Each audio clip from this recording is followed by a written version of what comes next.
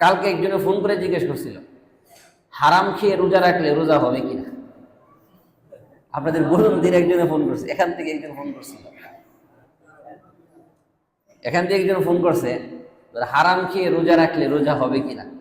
হ্যাঁ, রোজার যে ফরজিয়াত, রোজা হবে। রোজার যে ফরজিয়াত আছে, ফরজ ফরজ বিধান, এটা সাকেত হয়ে যাবে।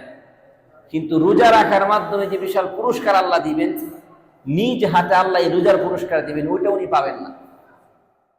তবে রোজা না রাখলে যে একটা পাপ, এই জন্য আল্লাহর কাছে শাস্তি পেতে হবে, এই শাস্তিটা সে পাবে না, তবে রোজার পুরস্কার সে পাবে না।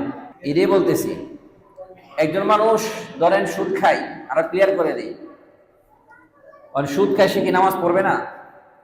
নামাজ পড়বে।